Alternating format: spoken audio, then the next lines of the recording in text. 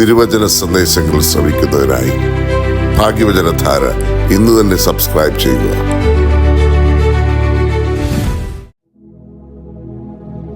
ത്രിയേക ദൈവത്തിന് സ്തുതി.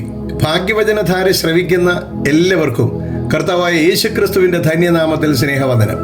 പ്രിയമുള്ളവരെ, കൊച്ചുകുട്ടികൾക്ക് പോലും സുപരിചിതമായ നല്ല ശമരിയക്കാരന്റെ ഉപമയെക്കുറിച്ച് ധ്യാനാത്മകമായി ചിന്തിച്ചപ്പോൾ ഒരുപക്ഷെ നമ്മൾ ഇതുവരെ കേട്ടിരിക്കുന്നതിൽ നിന്ന് വ്യത്യസ്തമായ ഒരു ബോധ്യമാണ് എനിക്ക് ലഭിച്ചത്. അതാണ് ഇന്ന് പങ്കുവയ്ക്കുവാൻ ഞാൻ ആഗ്രഹിക്കുന്നത്. ഈ ഉപമ വിശുദ്ധ ലൂക്കോസിന്റെ സുവിശേഷം 10-ാം അധ്യായത്തിന്റെ 25 മുതൽ 37 വരെ വാക്യങ്ങളിൽ മാത്രം കാണുന്നു. ഈ ഉപമയെക്കുറിച്ച് നാം ധ്യാനിക്കുമ്പോൾ ദൈവത്തിന്റെ രൂപത്തിലും സാദൃശ്യത്തിലും സൃഷ്ടിക്കപ്പെട്ട മനുഷ്യന്റെ അധപ്പതനവും അതുമൂലം മനുഷ്യമക്കൾക്ക് ദൈവരാജ്യം നഷ്ടപ്പെട്ടതും സ്നേഹനിധിയായ ദൈവം അവരെ അതിൽ നിന്ന് രക്ഷിച്ച് വീണ്ടും ദൈവരാജ്യം അവകാശമായി നൽകുന്നതിനു വേണ്ടി വിശുദ്ധ വേദപുസ്തകത്തിൽ രേഖപ്പെടുത്തിയിട്ടുള്ള ദൈവത്തിന്റെ രക്ഷാകര പദ്ധതിയെക്കുറിച്ചുള്ള രത്നച്ചുരുക്കമാണ് യേശുതമ്പുരാൻ 13 വാക്യങ്ങളുള്ള ഈ ഉപമയിലൂടെ മനുഷ്യമക്കളെ ബോധ്യപ്പെടുത്തുന്നത്.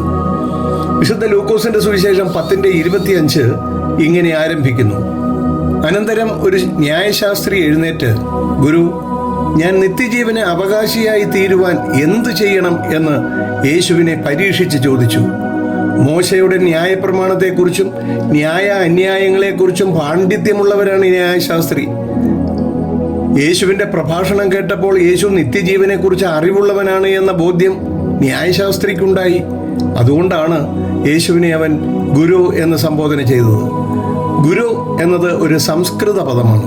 അതിൻ്റെ അർത്ഥം ഗുശബ്ദം അന്ധകാരം, രുശബ്ദം തന്നിരോധനം എന്ന് പറഞ്ഞാൽ അറിവില്ലായ്മയാകുന്ന അന്ധകാരത്തെ നിരോധിച്ച് അറിവാകുന്ന വെളിച്ചത്തെ പ്രദാനം ചെയ്യുന്നവനാണ് ഗുരു. ഈ സത്യം മനസ്സിലാക്കിയത് കൊണ്ടാകാം ന്യായശാസ്ത്രി യേശുവിനെ ഗുരു എന്ന് സംബോധന ചെയ്തത്. ഇവൻ തന്നെ പരീക്ഷിക്കുന്നതിനുള്ള ചോദ്യമാണെന്ന് യേശുവിന് മനസ്സിലായി. അവനെ കൊണ്ട് തന്നെ അതിൻ്റെ ഉത്തരം പറയിച്ചു. അവൻ തന്നെത്താൻ നീതീകരിപ്പാൻ ഇച്ഛിച്ചിട്ട് യേശുവിനോട്, എൻ്റെ കൂട്ടുകാരൻ ആര് എന്ന് ചോദിച്ചു. അതിനുള്ള ഉത്തരമായിട്ടാണ് യേശു നല്ല ശമരിയക്കാരന്റെ ഉപമ പറഞ്ഞത്. ഒരു മനുഷ്യൻ യെരുശലേമിൽ നിന്ന് യെരീഹോവിലേക്ക് പോകുമ്പോൾ കള്ളന്മാരുടെ കയ്യിലകപ്പെട്ടു. ഈ മനുഷ്യനെ നമുക്ക് ഉൽപ്പത്തി പുസ്തകം 1:27 കാണാം. അവിടെ പറയുന്നു, ഇങ്ങനെ ദൈവം തൻ്റെ സ്വരൂപത്തിൽ മനുഷ്യനെ സൃഷ്ടിച്ചു, ദൈവത്തിൻ്റെ സ്വരൂപത്തിൽ അവനെ സൃഷ്ടിച്ചു, ആണും പെണ്ണുമായി അവരെ സൃഷ്ടിച്ചു. ദൈവം അവരെ അനുഗ്രഹിച്ചു. ദൈവം സൃഷ്ടിച്ച സകലത്തിനും അവരെ അധിപതിയാക്കി. ഉൽപ്പത്തി 3:1 മുതലുള്ള വാക്യങ്ങളിലൂടെ സാത്താന്റെ തന്ത്രപരമായ പ്രലോഭനങ്ങൾക്ക് വശംവദനായ മനുഷ്യൻ ദൈവത്തിന്റെ വാക്ക് കേൾക്കാതെ സാത്താന്റെ വാക്ക് അനുസരിച്ചു. ദൈവീകമായ ഭവനമായ ജെറുസലേമിൽ നിന്നും കഷ്ടതയുടെ ഭവനമെന്നറിയപ്പെടുന്ന യെരീഹോ എന്ന ഭൂമിയിലേക്ക് പോവുകയാണ്. അവിടെ സാത്താന്റെ പടയാളികളുടെ കയ്യിൽ അകപ്പെട്ടു കഷ്ടതയും വേദനയും ദുഃഖവും ദുരന്തവും അനുഭവിക്കുന്നു. ഇങ്ങനെയുള്ള ദൈവമക്കളെ കണ്ടപ്പോൾ സ്നേഹനിധിയായ ദൈവം മനസ്സലിഞ്ഞ് അവരെ രക്ഷപ്പെടുത്തുന്നതിനായി പുരോഹിതന്മാരെ അയച്ചു. ജനം അവരെ ശ്രദ്ധിച്ചില്ല. ലേവ്യരായ പ്രവാചകന്മാരെ അയച്ചു. അവരെയും ദുരിതത്തിൽ കഴിയുന്നവർ ശ്രദ്ധിച്ചില്ല.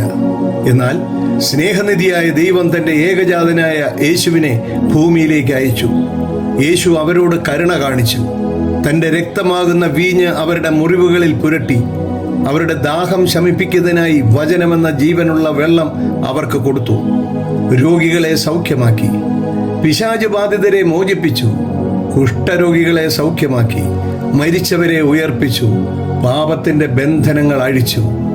വിശ്വാസമാകുന്ന യേശുവിൻ്റെ വാഹനത്തിൽ അവരെ കയറ്റി സത്രമെന്ന സഭയിൽ എത്തിക്കുകയും അതിൻ്റെ കാര്യവിചാരകനായ പരിശുദ്ധാത്മാവിനെ താൻ വീണ്ടും വരുന്നതുവരെ വിശ്വാസികളായവരുടെ സംരക്ഷണ ചുമതല ഏർപ്പെടുത്തിയിട്ട് പോയിരിക്കുകയാണ്. ഇവരിൽ ആരാണ് നല്ല അയൽക്കാരൻ എന്ന് യേശു ന്യായശാസ്ത്രിയോട് ചോദിച്ചു. ന്യായശാസ്ത്രി പറഞ്ഞു, കരുണ കാണിച്ചവനാണ് നല്ല അയൽക്കാരൻ. അപ്പോൾ യേശു പറഞ്ഞു, നീ പറഞ്ഞത് ശരിയാണ്. നീയും പോയി അങ്ങനെ തന്നെ ചെയ്യുക. നിനക്കും ദൈവരാജ്യത്തിൽ പ്രവേശനം ലഭിക്കും. പ്രിയമുള്ളവരെ, നമ്മുടെ ജീവിതത്തിലും നമ്മുടെ മനസ്സിലും നമ്മുടെ ചിന്തകളിലും നമ്മുടെ ഹൃദയത്തിലും നല്ല ശമരിയാക്കാരനായ യേശുവിനെ സ്വീകരിച്ച് ദൈവം ആഗ്രഹിക്കുന്നത് പോലെ പ്രവർത്തിക്കുവാനും ദൈവരാജ്യത്തിന് നമ്മളും യോഗ്യരാകുവാനും ദൈവം നമ്മളെ എല്ലാവരെയും അനുഗ്രഹിക്കട്ടെ എന്ന് നമുക്ക് ഒന്നു ചേർന്ന് പ്രാർത്ഥിക്കാം.